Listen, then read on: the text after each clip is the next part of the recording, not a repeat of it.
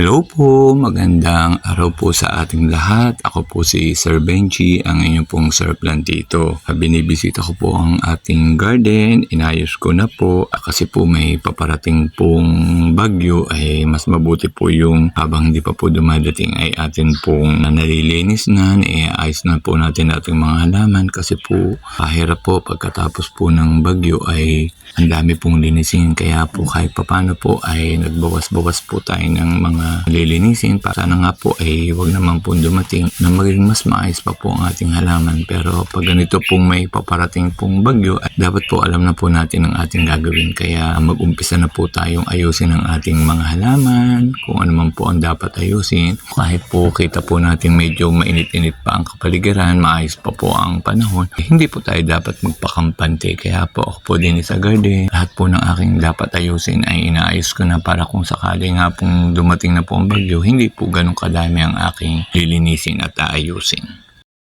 Ito po ang ating mini pool. May laman pong tubig, malinis naman po ang tubig kasi po ito ay tubig ulan at ang mini pool po ay bago po nag-ulanan ay akin pong nilinis. Kaya kung uulan man po o babagyuhan po ay makatuyong dahon na lang po ang aking lilinisin at aalisin ko po.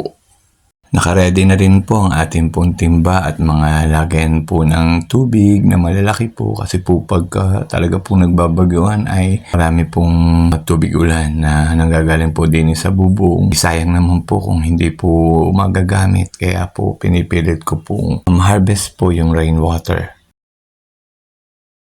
Ito po ang ating propagation area. Mostly po ay dito po ako nagtatatambay. Lalo na po kung mainit at ngayon naman po may paparating na bagyo ay akin pong inayos at akin pong binabana po yung mga kortina para dahil po pag po may papalapit na bagyo ay lagi pong paulan-ulan ay kaya po ibinaba ko para hindi naman po mabasa ang loob. At lahat po na magagaan na nasa ibabaw ng cabinet ay akin pong inalis para kung bumagyo man po hindi po siya liliparin ng hangin. Atin pong pinakaayos-ayos po ang ating garden. Inayos po natin ang halaman, nilinis na po natin ang paligid. Iba pong halaman ay pinagbababa natin kasi nga po may paparating nga pong bagyo ay mabuti na po yung tayo po ay naghahanda habang wala pa. Yung pong mga dahon po ng saging ay akin din pong pinagbabawas. Yan po mga dahon na po ng saging. Binawasan ko po nang hindi po bagsak po ang saging. Yan po kaya po nabagsak kasi mabigat. Ito po yung mga dahon ng saging na atin pong binawas para po kung sakali man pong magkabagyo ay posible pong hindi po tutumba ang saging kasi po medyo magaan-gaan na po siya dahil nabawasan na po siya ng dahon. Inayos ko na po ang aking mga halaman ng ayos na ayos para po in case po na talaga pong dumating po ang bagyo ay okay na po. Binaba po natin itong mga maliliit pong halaman na posible pong magtalsikan po din sa taas po na rin akin pong mga pang-giveaways na cactus. Ito super busy po tayo kayo nasa garden, time naman po para po tayo ay magluto po ng ating merienda. Tama-tama naman po may binigay pong saging yung kapatid kong babae. Sigurado pong naghihintay na naman po ang nanay ko ng aking luluto yung merienda dahil nanonood po yun na TV. Ay pagkatapos pong manood ay hanap na po yun ng meriendahin. Kaya gawa na po tayo ng meriendahin. Dito po tayo sa kusina. Ako po ay nagpapahinga muna dini po sa tabi po ng bintana kasi dini po ay mahangin-hangin. Magluluto po tayo ng pong saging po na binigay po ng aking kapatid na babae. Mamaya po ay tatalupan po natin at atin pong either ipiprito o mamatamisin ko po.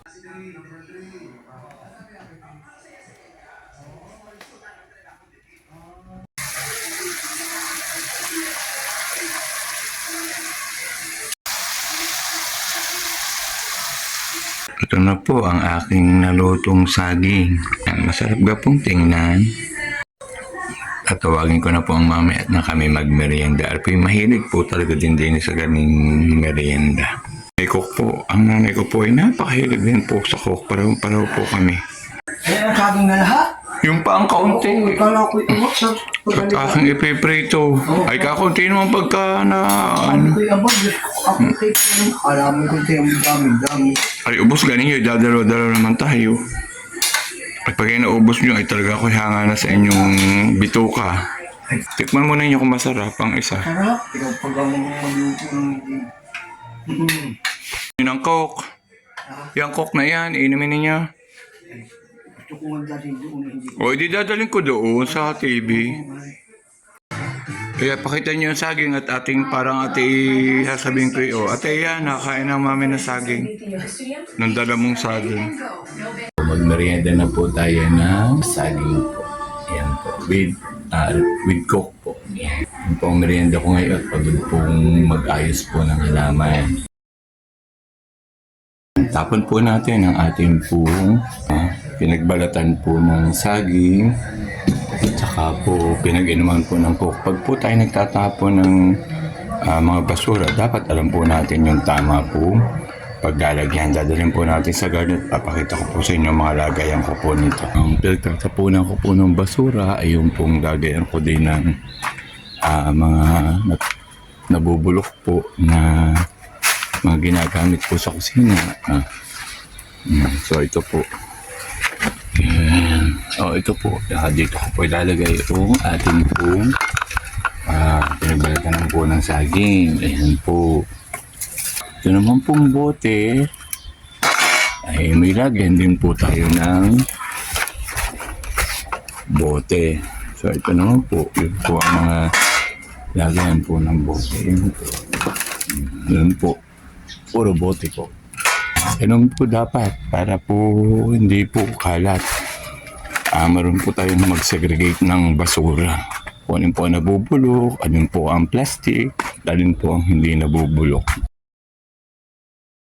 Pahapon na po ay akin pong, ayan po, pinagbababa ko din po aring mga halaman ko.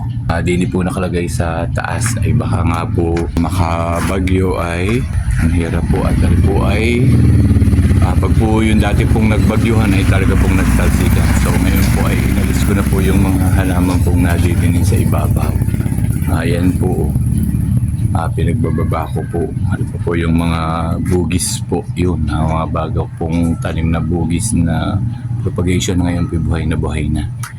Kaya nga po, po may balita po magkakabagyo, huwag po tayo magpapakampante na hindi mag-ready po. At baka nga po karoon po ng matinding bagyo, sana naman po ay tayo po kahit pa paano po naka-ready. Binisita ko po uli ang ating garden ay so far po okay pa. Pero para po ngang medyo papadilim na po ang kalangitan. Ay sana naman po ay kung uulan man po ng malakas ay ulan na lang po at wag na po talaga pong bagyo. At kahirap-hirap din naman po at pagkatapos po ay napakadami pong aayusin na namang mga bagay-bagay. Binaba ko din po ring mga halaman na nasa may terrace po at baka po lumakas ang hangin. Pag po lumakas ang hangin, bababa ko din po itong iba. Padilim na po ay balik na po ako sa bahay. Naiayos ko na po kahit paano po ang garden at ang palibot po ng aming bahay. Yung mga halaman pong nasa matataas ay naibaba ko na. Tulad din po nito, ito po ay may mga nakasabit ay binaba ko po. Ayan po. Hanggang dito na lamang po. Maraming po salamat sa inyong pagsamang muli sa aking simpleng vlog. Nabulol na po. Bye-bye po.